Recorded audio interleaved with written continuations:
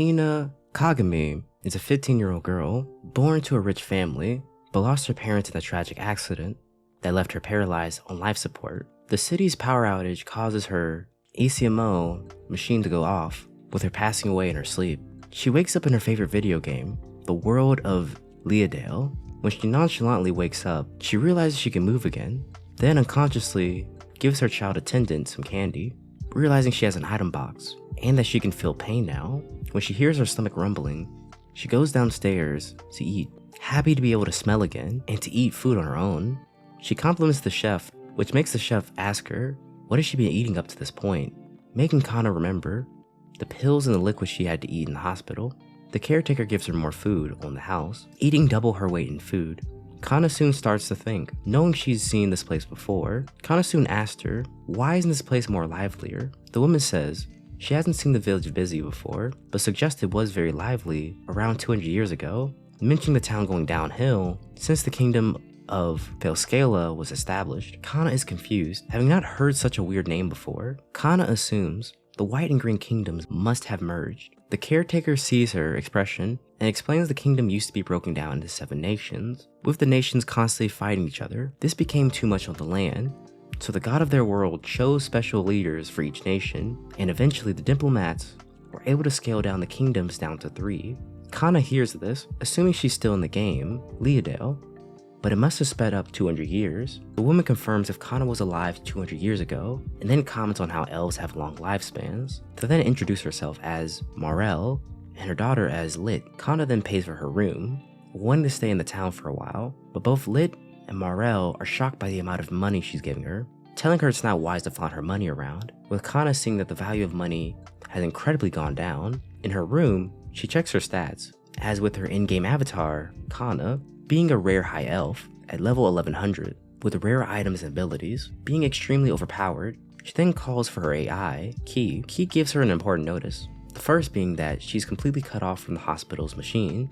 Secondly, she's been cut off from the Leadale's master systems. Keina is uneasy, having tuned out the second notice that Key gives her. Key tells her that the power outage has taken her away. She spends the entire day in her room, sulking, realizing that she's passed away, with her mind being trapped in Leadale. When night comes, she ponders if there are other players stuck in the game with her. Deciding to go to her tower to get some more information, Keina practices a level 1 spell to see if she can do magic. Lit sees this and wonders if magic hurts her. Keina tells her that magic is harmless, realizing that villagers don't normally see magic. Lit calls for her to come down for dinner, with the rowdy townsmen downstairs.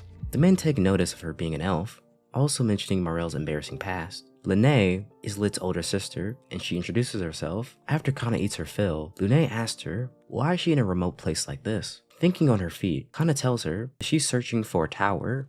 Lene and Morel beg for her not to go, mentioning a terrifying witch by the name of Silver Ring Witch living there. Keina immediately drops her head on the table, remembering her embarrassing nickname in the game, before claiming that she's tired and running back to her room, remembering her dark past of owning players inside of the game. But from hearing this, she thinks that maybe someone else is trapped in the game, because they're the only people that would know that nickname.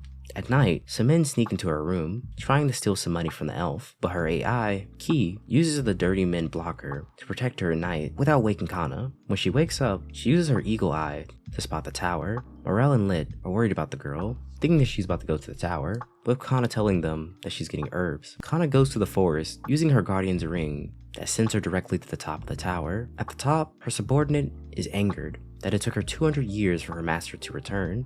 Keina notices the guardian welcoming her with a very rude remark, wondering when did it become a delinquent. Keina then asked if anyone has completed the trial of the tower. The golem rudely says no one even came close to the trial, being a bore to watch.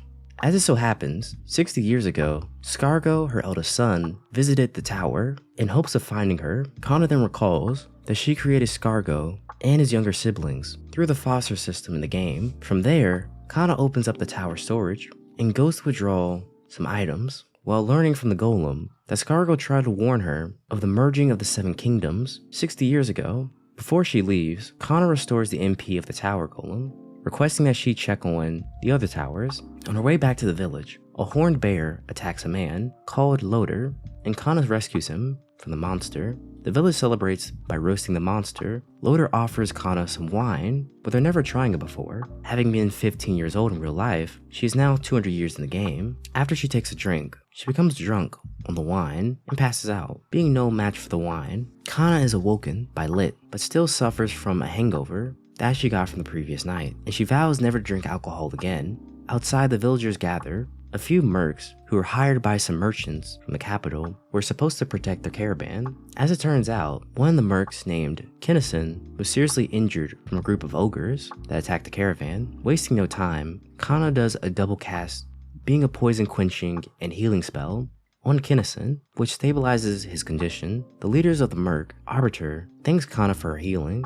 Elena introduces himself as the caravan's leader. Back at the inn, Keina informs him about her backstory and that she's looking for someone, being a male elf who lives in the capital, with the job description of a priest, this being her son Scargo, which shocks everyone, as he's the high priest of the capital. Everyone in the inn is even further shocked to learn that she's not only the mother of Spargo, but also has 2 other children. With that out the way, Keina requests a ride to the capital from Elena's caravan, with him accepting it. Lit is sad to see her leave, but outside the inn, Keina promises Lit that she'll one day return to the inn, but as a going away present, Keina gives Lit a star hairpin. She also reveals that she's the owner of the Silver Tower, known as that bad witch, but Lit refuses to believe so. But Lit refuses to believe that Keina's a bad person. After this, the Arbiter formally introduces himself as the merc's leader of the Flaming Spears. Him and his crew will be the ones to lead them to the capital. The person she helped named Keina graciously thanks her for helping him. Eventually, the group reaches the capital, and Keina is captivated by all that it has to offer. Arbiter also offers his services to her whenever she needs it. While she's there, Keina graciously accepts it. After checking into the inn that Elena recommended, Keina visits the church where Spargo was supposed to be at, but is refused an audience with him because she didn't make an appointment. So Keina then visits the shipyard, where Kartaz is at. After an embarrassing scene between the two of them, Kartaz is then told by his mother the reason as to why she disappeared for 200 years. Keina also tells him about being refused to meet Spargo, and learns of Mai's position as the headmaster of the local academy. Afterwards, Keina registers at the Adventurers Guild and accepts the quest that requests a potion from her, with her taking one out of her inventory, completing the quest. Once she's done with this, Keina then goes outside and is requested by a man in armor named Agado and his companion Loti to help them find a missing boy. Agado separates from the group and pairs Loti with Keina in search of the boy. At a narrow alleyway, the two of them find the boy trying to rescue a kitten from a clothesline. The moment he does this, he falls off the clothesline, but Keina uses a floating spell to break the boy's fall, regrouping with the 2 of his friends.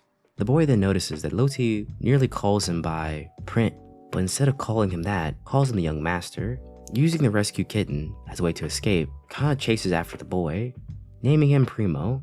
This leads Keina chasing after the boys across the river, which causes a big commotion. Once Primo is finally caught, he returns to Agado, who rewards Keina with a stack of coins. Back at the inn, the innkeeper and the patron celebrate Keina's rescue and her successful catch of Primo. Elsewhere, a dinner meeting between Kartaz, Mai, and Scargo is taking place, with Kartaz explaining to his older siblings about the return of their mother. So this is where we're going to leave off in today's video. If you liked today's video, here's another one just like it, so go check it out. I'll be breaking down this anime down into multiple parts. Now if you like this video, why not subscribe? I'll be uploading daily videos just like this one, so I'll see you next time.